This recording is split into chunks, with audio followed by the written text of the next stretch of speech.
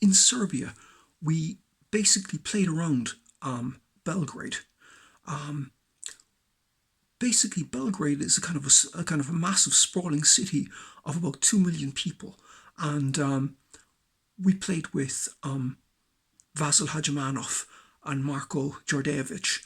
Now, Marko is a professor in the United States of drumming, and so basically we played all over Belgrade, all different places, and with Marco and Vasil in trio, with Marco and Vasil on a bass pair, and with Vasil Hadjimanov's group, which is a completely different outfit, completely. And we, after the first gig, which went very, very well, Vasil's wife came along, Natasha, and we decided to celebrate because Vasil was very pleased and Natasha was very impressed, and we decided to we basically go clubbing, and we went to the most exclusive club in downtown Belgrade, and we got there and it was like freezing cold, and we were like outside with about 400 people trying to get in. So people were coming out, people were going in, and nothing was happening. So eventually, this chap came along in a leather jacket, combat pants, and white runners, and went up to the security people who opened the rope, and he showed them a kind of a gold card, and basically looked at Vasil, me, and Natasha, and summoned us. Looked at the security people, and they said okay, and we went in. Now that guy he's known as David Byrne's drummer. So he either played with David Byrne, played on a session with David Byrne, or something like that. But that's the connection. And I think his wife is Serbian. So we went into the club anyway, and I have to say, I've never seen such beautiful women in my life. They were absolutely stunning. Incredible. But again, Natasha turned to me and said, Mark, these women, they're out of your financial league. If you want to, go near them, you need to have wads of cash. So that was the thing there. But they were absolutely stunning, to say the least.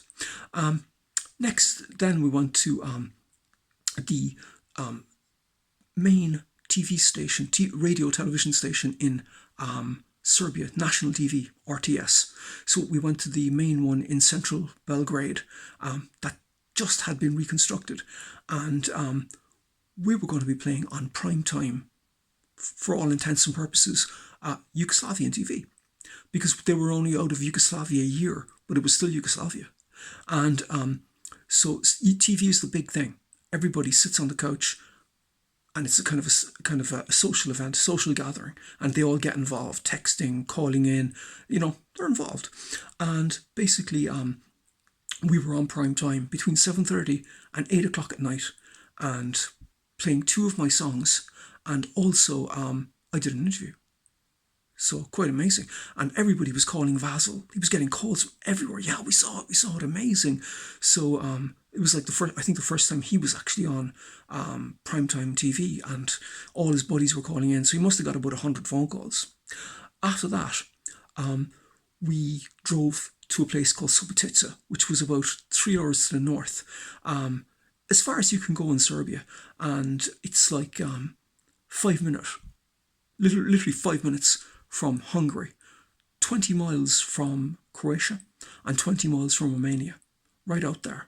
And Subotica is famous because that's where Bela Lugosi, the famous actor, got his break on stage. That's where he basically got his start in theatre. His first time on a stage, Subotica. And we played in a club, but the thing is, all of the guys that were at the concert, nice guys, but they were ultras. And most of them were like drinking rakia from bottles, like big, brandy bottles in the audience. So we started playing and they started going. Absolutely. They were ecstatic. Literally like mental. They were going mental for us, like. And we basically played our set, and as we were playing, like, the head ultra took off his shirt and he was like dancing around the front of the stage, like, and it was it was pretty funny because he was like dancing like, walk like an Egyptian and stuff like that. Like, but you didn't really want to laugh. Anyway, but it was quite amazing, and they were really, really good. Like, and at the end of our encore, we played several encores. They wanted more, so I said, Vasil, let's just play the first set again, and we did, and they were absolutely going nuts for us. So at the end of the gig, we had to get back to Belgrade because we had other gigs to do the next night in Belgrade, and it was a 4 hour drive back. And so basically they came out of the club, and like the head ultra came up to us and said, look, stay in Subotica. I'll get you a house, I'll get you women, I'll get you a car, and I'll be your manager, and we'll conquer Europe, and we'll conquer the world from here. And like, he's a powerful guy. Like, I mean, this is not words or weasel words. These are powerful people with contacts, and you're near Ukraine, you're near Austria, you're near Croatia, you're near Romania. It's an amazing place, like center of the world, like center of Europe. And we said, look, we got to go back to Belgrade because we got gigs and we got commitments, and we got to go back. But like, thank you. And when we left, it was like the soccer coach leaving, to go on an away match. Like, they were like running around the coach, screaming and, waving at us. And it was just the most amazing, like, the kind of thing, like, it was like JBM, the touch of the ball, kind of semi-final 1983. Vasil was sending him my way, and I was just putting it over the bar again. It was one of the best gigs I've ever done in my life. And even when the head ultra was in his element, I said, Vasil, you were good to me, kid. Let me give you the north of Serbia. And I went into the crowd with the ultra guy, and he was playing air guitar. And I played kind of next to him, kind of like, Thin Lizzy, Brian Robertson and Scott Gorham type thing. And they were absolutely eating out of the palm. And like, I said it to Vasil, I just gave you the north of Serbia, but man, but like, thank you very much for everything. But I have to say, Vasil is kind of austere. The Serb guys are kind of austere, but on the way back from Subotica to Belgrade, we laughed and laughed and laughed, and we didn't even eat because we were laughing so much, and we were hungry, and we were cold, and we were thirsty, but we just laughed. And when we got back in the wee hours of the morning to Belgrade, to the northern suburbs of Belgrade, we were still laughing, taking the stuff, and the sun was coming up, and we were still laughing.